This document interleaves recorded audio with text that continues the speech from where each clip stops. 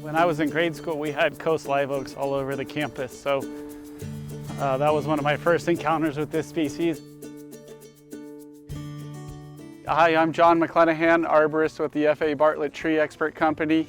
I'm the local manager for the Palo Alto office, and I'm here today to talk about coast live oak, Quercus agrifolia.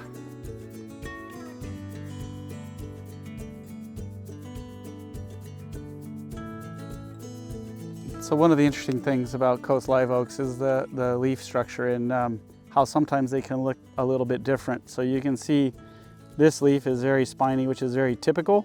It almost looks like a holly leaf. And then you can see some of the other leaves from the same tree. They're not quite as spiny.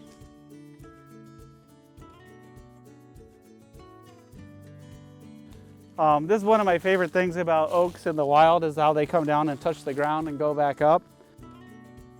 You know, I so badly wanted to sit there, but there's a big patch of poison oak right there. The historical side of it for me is just understanding that there was Native Americans that were living under them and living with them.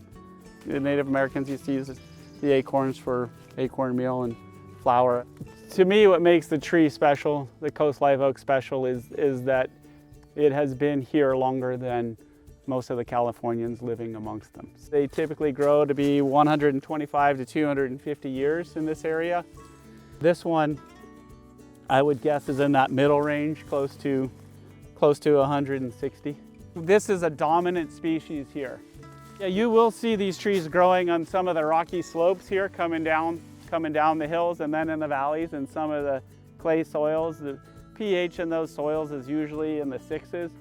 So when we do our soil tests, we're always looking at pH and nutrient availability and seeing what might be lacking for the trees. But typically in the flats where we're working most of our time, they're in clay soils with not a lot of mulch, but decent organic matter content in the soil profile.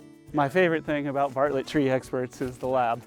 We'll do a soil test, come up with an understanding of what our nutrient deficiencies are, how to treat the soil, and try to come up with solutions to mitigate root loss and keep the tree healthy.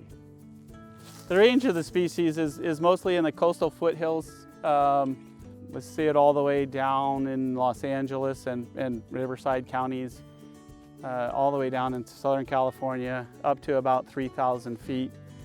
What I normally do when I meet a tree for the first time is I just take a little walk around. I'm looking for irregularities in the bark pattern.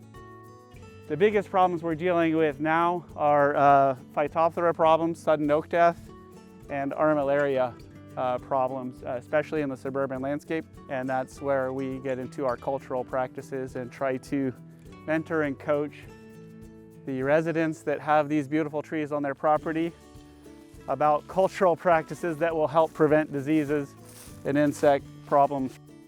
People will introduce camellias, rhododendrons, and azaleas, and they'll plant them under the oak trees. They'll get really close. They'll put spray irrigation in there and make a really nice environment for Phytophthora to come in.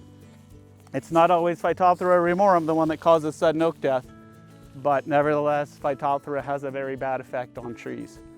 Phytophthora is a fungal disease. They can cause cankers in the trunk, block the sap flow, so they'll basically cut off the tree of water and nutrients over time and cause the tree to decline. So we have a lot of leaf blights and twig blights. They typically will have different symptoms. Sometimes it will just be a patch of foliage up in the canopy where you'll see it just looks like it turned brown. And sometimes it'll turn a little bit of a brownish speckle on the bottom. It'll start creeping its way up as we get into July, August, September. The other thing that sometimes will happen is we'll get a pit scale problem, and it's much like some of the twig blights. It'll just cause patchy dieback throughout the canopy. Normally we would treat that once or twice in the early winter, early spring, and then again in the late spring, early summer. We had about 15 years where we were 50% or less of normal rainfall.